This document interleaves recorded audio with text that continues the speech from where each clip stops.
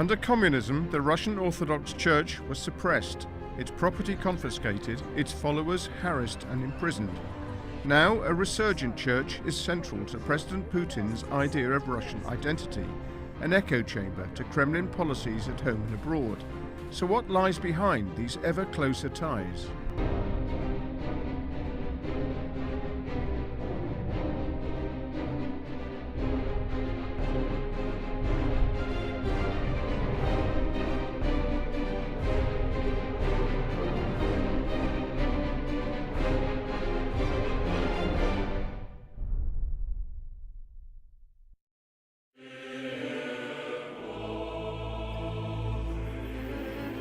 The Russian Orthodox Church claims the allegiance of 3/4 of the population. So it's no surprise that Vladimir Putin acknowledges its importance.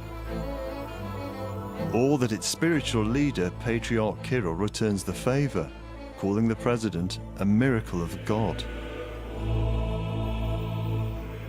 But some say the relationship between Putin's state and the Orthodox faith goes far beyond mere recognition and expediency, that it's a match made in heaven.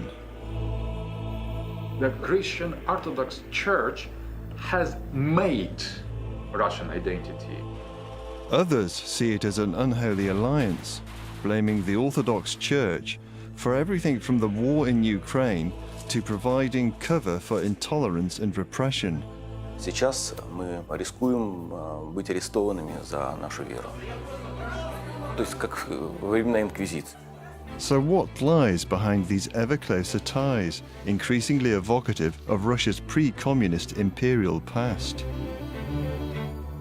President Putin is our leader that given to us by God.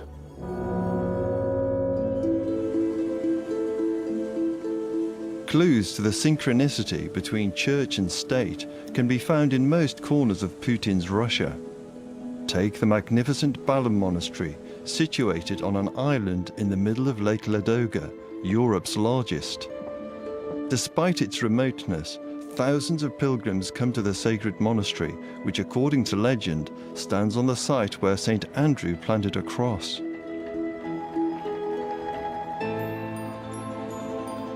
But these days, the island is also home to a private waterside dacha used by President Putin, strictly off limits.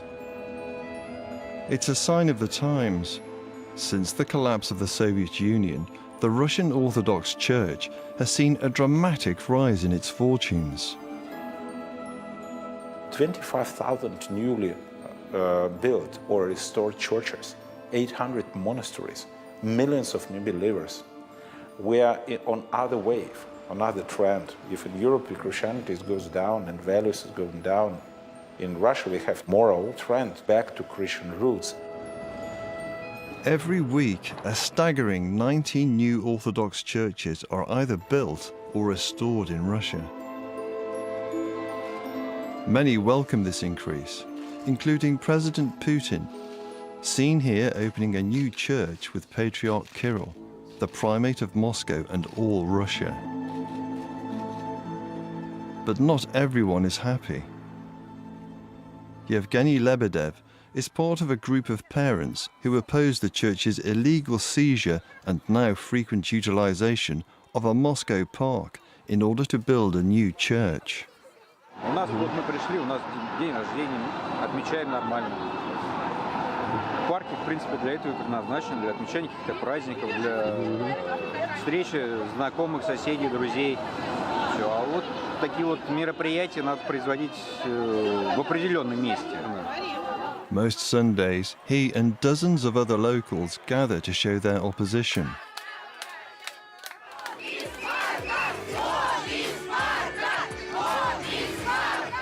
But to openly question such developments carries a risk, as Yevgeny discovered in November 2016. His home, along with 11 others, was stormed by police officers in nighttime raids across the capital. И с криками на пол, ворвались сюда, кто-то меня схватил за плечо. При малейшем желании повернуть голову, посмотреть, что происходит, мне ее Поворачивали обратно, смотреть не давали. Я только краем глаза видел, что жена вышла и слышал, как заплакали дети. The officers were investigating a possible violation of a relatively new Russian law that makes it a criminal offense to insult the feelings of religious believers. The raids were broadcast on national TV, with the Patriarch denouncing Lebedev and his friends as pagans and cultists.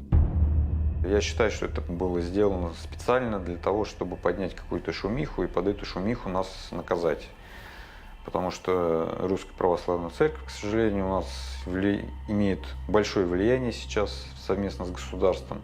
И тут какие-то жители пошли поперек и не дают свой парк в обиду. The new legislation was introduced in the wake of a now infamous anti-Putin protest by punk band Pussy Riot in Moscow's Christ the Saviour Cathedral in 2012. When members of the group mounted the altar to satirize the increasingly cozy relationship between the church and state.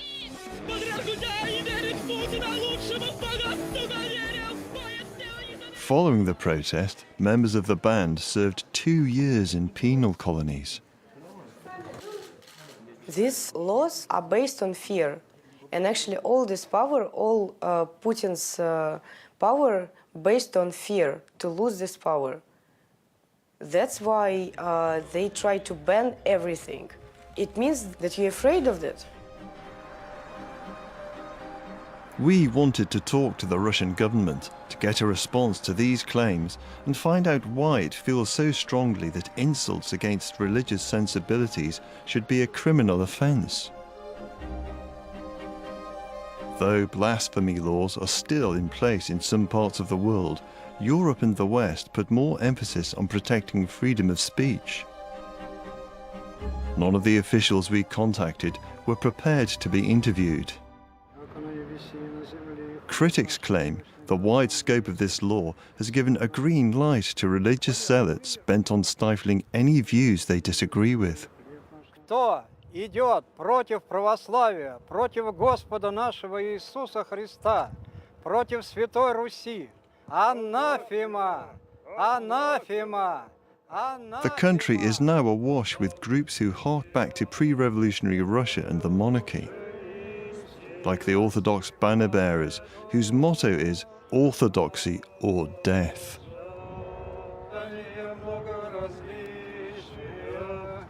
Слово джихад означает священная война, ничего другого не означает. Священная война – вещь правильная.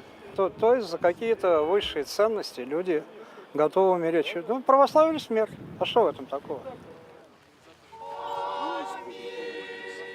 Perhaps the most controversial and belligerent of these groups is Sorok Sorokov, founded by Moscow businessman Andrei Kormukin. В очередной раз в парке Коломенское устраивается праздник молодежи православной.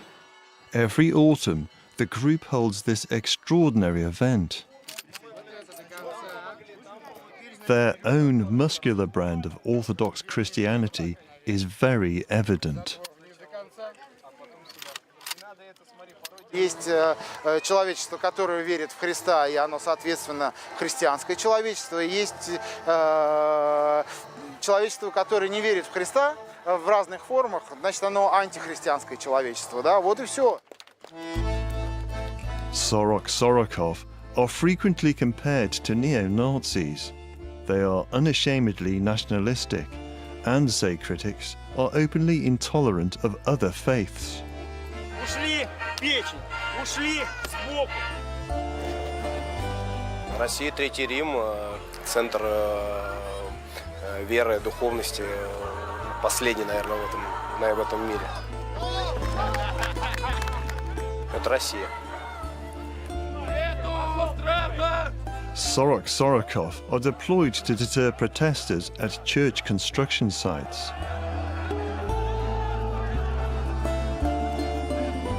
Мы являемся чадами Святейшего Патриарха Московского и всея Руси.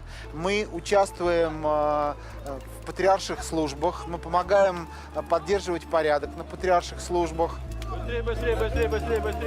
But more liberal elements within the church feel uneasy about the patriarch's links to such groups.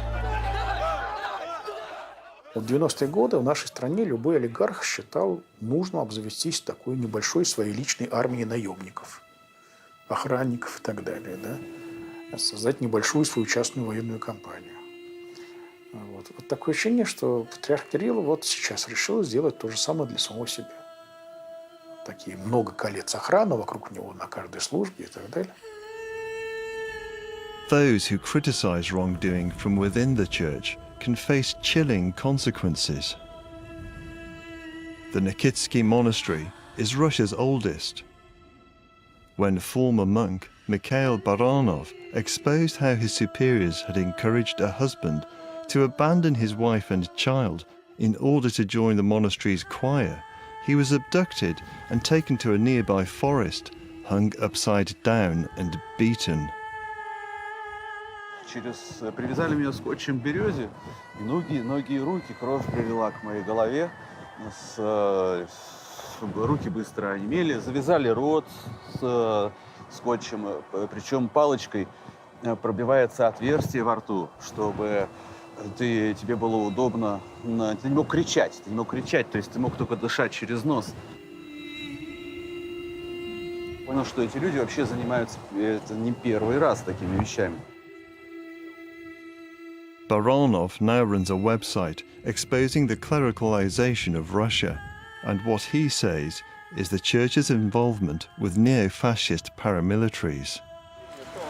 Что режим Путина, Медведева антинародный, а патриарх Кирилл это все поддерживает. The former monk believes it is essential to raise public awareness before Russia reaches the point of no return. Я не смогу об этом молчать, что такие вещи происходят внутри церкви, и при этом она считает себя поводырем нравственности для народа. But Mikhail Baranov is fighting against the tide. Ultra-Orthodoxy is becoming mainstream.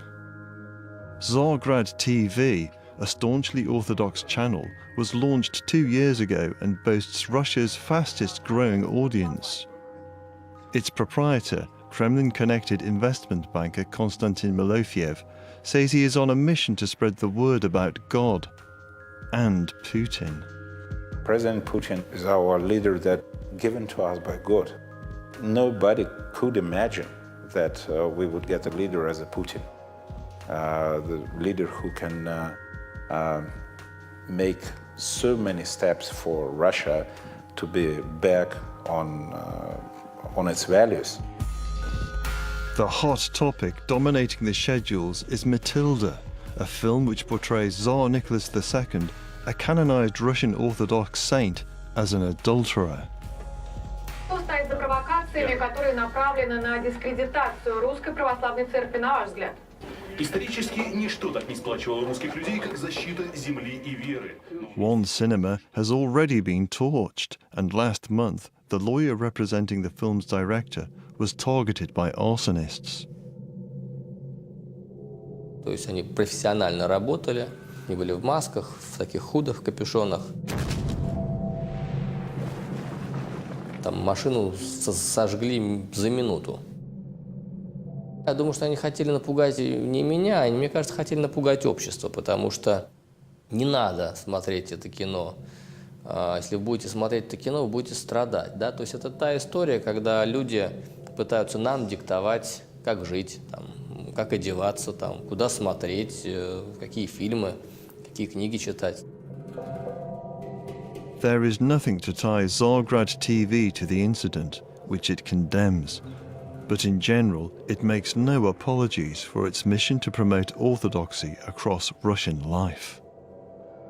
That's our aim, to help our church. We live now in Russia in a period of triumph of Christianity. Look at the West. The West becoming to be less and less religious and losing any values. According to the channel's editor-in-chief, Alexander Dugin, democracy and liberalism is a satanic idea that spells a death sentence for humanity. That is the idea of liberalism and globalization and political elites that rule United States, the Western Europe, and that is satanic army. Conversely, Putin is viewed as blessed. Putin is symbol. He reflects the Russian society and Russian people. Мы с вами народ-победитель. Это у нас в генах, в нашем генном коде. Это передается у нас из поколения в поколение. Мы и сейчас победим. И я вас хочу спросить, мы победим? The crucial point is he doesn't belong to the globalist elite. In that sense, he is exception because he is not part of this army of Satan, and it is enough to be regarded as a kind of saint. Orthodox TV pushes Putin's geopolitical agenda. Its proprietor has even been accused of fueling the pro-Russian rebellion in neighboring Ukraine. There have been press reports which link you with Ukraine, with what's happening in Donbass. Are you happy to talk about that? No, please. It is not a new page, and we are almost over. And you film about Orthodoxy and Christianity. Let's squeeze Donbass. We don't want to talk about Donbass. No. Malofeev denies involvement in the war in Ukraine, but is on an EU blacklist of those deemed responsible for the conflict. Indeed, two of Malofeev's former employees became defense minister and prime minister of the breakaway Donetsk People's Republic. There is little doubt that Orthodox Church members are heavily involved in Donbass. Pavel Shulzhenok is a priest, as well as being a member of the Russian Imperial Legion, a paramilitary group who see it as their religious duty to retake Ukraine. Вообще у нас очень широкая поддержка среди духовенства Русской Православной Церкви. Мы постоянно находимся в тесном контакте с нашими священниками, мы окормляемся у них, и, естественно, у каждого из нас есть благословение на то, что мы делаем. Shulzhenok has served 3 tours of duty in Donbass, seeing action on each occasion. Проливали там кровь, и свою, собственно, и кровь противников. Вот, поэтому у нас есть реальный боевой опыт, действительно. Блокпост, который штурмовал наше добровольческое подразделение, имперский легион. А Украина – это, собственно, часть России, причем очень важная часть России, потому что в Киеве, как мы знаем, было совершено крещение Руси. Там родилась наша нация. Мы не можем отказаться от этой территории в принципе. Если даст Господь, мы сможем взять под свой контроль как можно больше стран. But it's not just in matters military that the Russian Orthodox Church is making its presence felt. A raft of new socially conservative legislation is turning back the clock. Among the laws promoted by a patriarchal commission is one which effectively decriminalized domestic violence. Svetlana and her 3 children are in hiding from an abusive father and husband. И 20 января 2017 года он попытался меня задушить на моей работе, на глазах у детей. Ему это практически удалось, я потеряла сознание, он бросил меня лежащей на полу и снова забрал старшего ребенка. Причем вот Женя, он сказал, что мамы больше нет, и ребенок 4 дня думал, что все, мама умерла. Under the new law, a person is allowed to beat his spouse or child until she is bloodied or bruised, as long as the injuries don't require a hospital stay. The most severe penalty for such an offence is a fine comparable to a parking ticket. The church in fact, seem to encourage this idea. Yes, I believe in God, but I don't go to the church because I just stopped believing in people who work in the church. Because one of them said to me that I am treated the right way, and it is all my fault that I chose the wrong man. And after that, I stopped going to the church. Perhaps the most controversial law with strong religious implications introduced by the government of Vladimir Putin is the Antiterror law aimed at extremists. It's sundown in Moscow, and we've been invited to a secret meeting by a group considered so dangerous by the Russian government that their activities have been outlawed. At any moment, the police could raid this flat.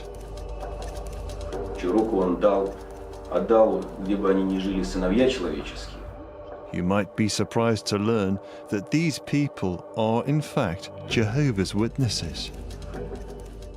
Are you not at risk every time you meet and gather to read the Bible? Да, более того, мы рискуем каждый раз, когда просто заговорим с каким-то человеком о Библии, даже не о своих вероучениях, а сам разговор о Библии может вызвать подозрение у человека, что мы принадлежим к организации свидетелей Иеговы или к вероучению, и он пойдет, заявит на нас полицию, как было такое. Last June, 15 armed FSB officers raided a private home, arresting Dennis Christiansen, a Danish Jehovah's Witness married to a Russian.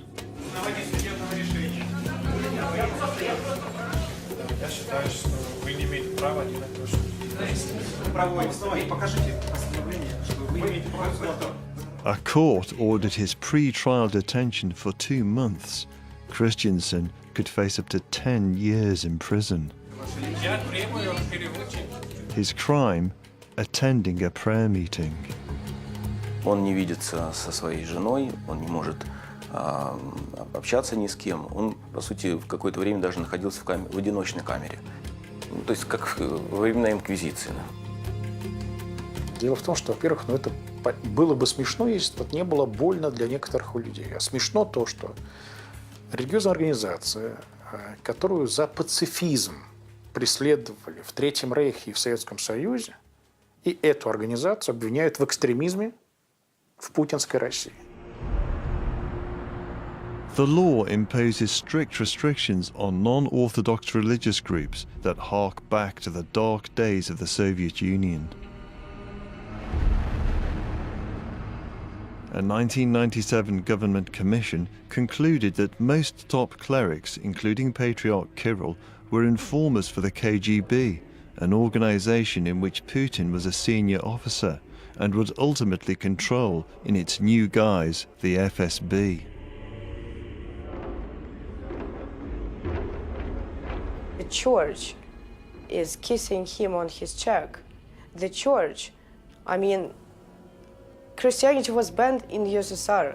People were killed, repressed, sent years to the labor camps because they were Christians. They were repressed by NKVD, KGB, and now it's FSB. And now church is easily forget everything. В жизни Русской Православной Церкви золотой век. Так хорошо и жирно духовенство не жило никогда. The irony is that this has only been achieved by the use of brutal methods similar to those once deployed by the communists to suppress the Russian Orthodox Church itself.